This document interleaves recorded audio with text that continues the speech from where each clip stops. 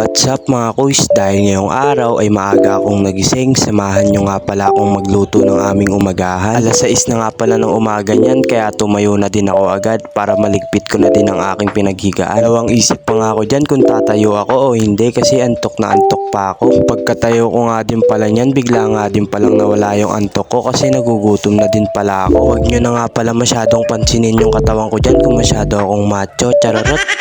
Halata naman siguro sa mukha ko na hindi na ako inaantok pero humihikab pa rin ako. Paglabas ko nga ng aming bahay, nakita ko nga pala yung sikat ng araw, sobrang ganda. Naghilamos na nga din pala ako dyan para makapagsimula na akong magluto. Tapos ko nga lang din palang maghilamos dyan, naglagay na ako ng bigas sa rice cooker. Hinugasan ko nga lang muna pala yung bigas dyan para maumpisahan ko ng isa lang. Mga kuys, kayo din ba kapag naghuhugas kayo ng bigas, 5 beses nyo rin bang hinuhugasan? O kasi kapag alam kong hindi pa malinaw yung tubig, hindi ko pa siya titigilang hugasan. Minsan nasasobrahan ako sa paghuhugas ng bigas, nawawala na ng lasa yung kanin. O siya, kinuha ko na nga din pala yung lutuan ng rice cooker para makapagsaing na ako. Pagkatapos ko nga lang din palang kunin yung rice cooker, pinunasan ko nga din muna pala agad yung kaldero para hindi masira yung rice cooker. Habang inaantay ko nga pala maluto yung kanin, magluluto muna ako ng ulam namin. Umpisahan ko nga pala muna buksan yung gasol dyan para makapagpainit na ako ng kawali. Sinindihan ko na nga pala muna yung kalan dyan at nilagay ko na yung kawali para uminit. Itlog tsaka embutido nga pala yung lulutuin ko dyan. Asaw-saw ko nga lang pala yung embutido sa itlog at yung itlog na matitira ipiprito ko din. Yung uminit na nga din pala yung ulo ko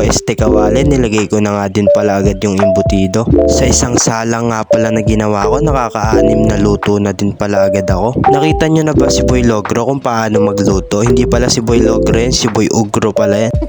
Habang nagluluto nga pala ako, hindi ako mapakali, kahit hindi pa luto, binabaliktad ko na. Sa pangalawang salang ko nga, 7 na yung nalagay ko. Sana all pa-level up ng pa-level up. Pagtapos ko nga lang din palang lutuin yung embutido, niluto ko na din yung tirang itlog. Na nga pala yung naluto nating umagahan ngayong araw. Syempre mas maganda yan kung lalagyan natin ng music video. Music video, pasok!